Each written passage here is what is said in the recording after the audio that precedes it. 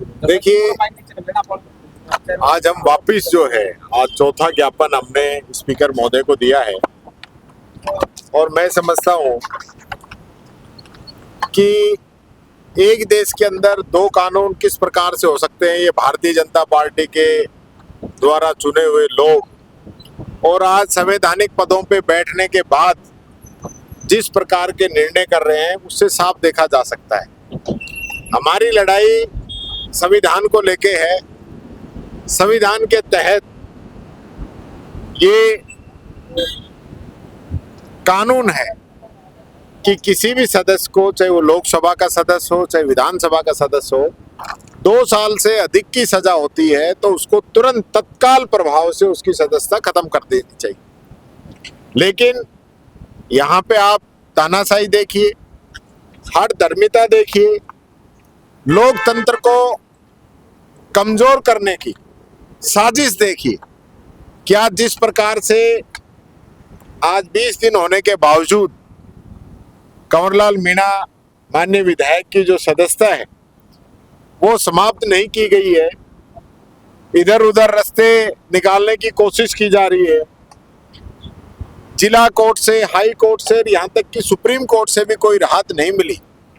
उसके बावजूद जिस प्रकार से इस मामले को लिंगर ऑन किया जा रहा है, ये मैं समझता हूँ पूरा राजस्थान और पूरा देश देख रहा है कि राजस्थान के अंदर किस प्रकार से निर्णय लिए जा रहे हैं। हम आज वापिस स्पीकर साहब से मिले हैं, हालांकि उन्होंने 2 दिन का समय मांगा है कि मैं 2 दिन के अंदर एजी से फाइल मंगवाऊंगा। हमने कहा कि एजी का तो इसमें कई प्रकरण ही नहीं है।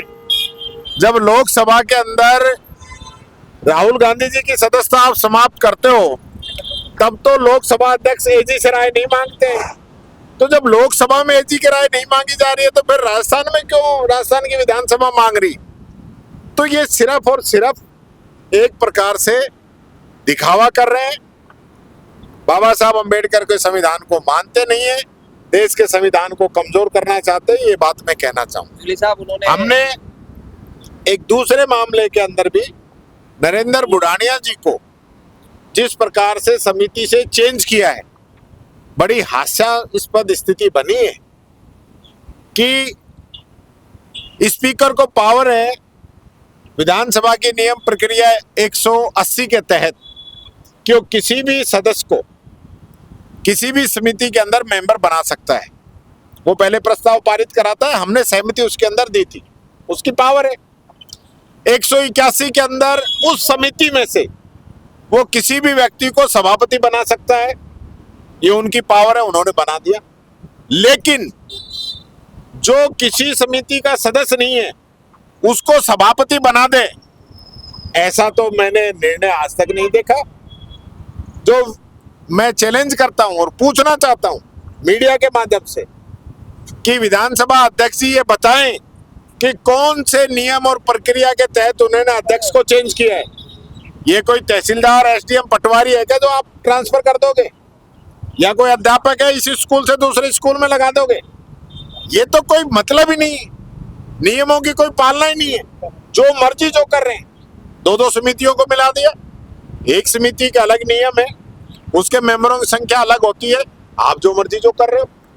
तो ये जो जिस प्रकार का आचरण यहाँ पे इन लोगों के द्वारा किया जा रहा है, न समितियों के अंदर समय दिया गया है, कितने समय के लिए समितियां बनाई, होश ही नहीं है।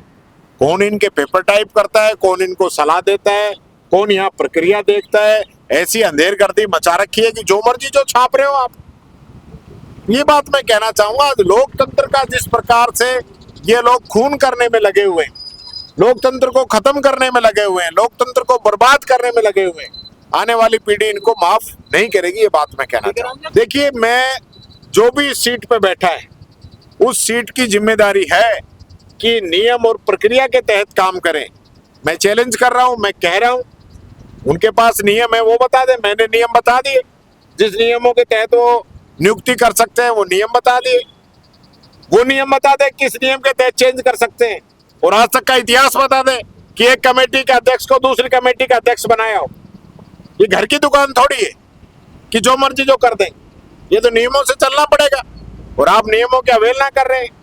देखिए, ये घटिया लोग हैं, जिनकी मानसिकता राहुल गांधी जी के लिए इस प्रकार की है, इनकी कभी भी ये अपने मंसूबों में कामयाब नहीं हो सकते।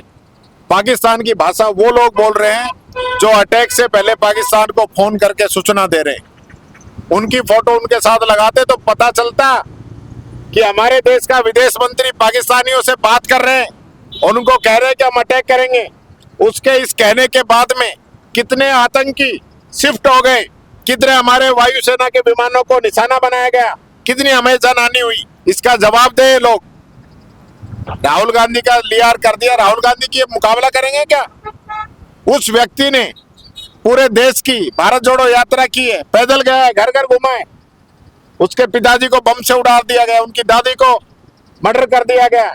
देश की एकता अखंडता के लिए वो परिवार कुर्बान हो गया, बलिदान हो गया। उसके लिए इस प्रकार की बातें करते, इनको खुद ही होश ही नहीं है।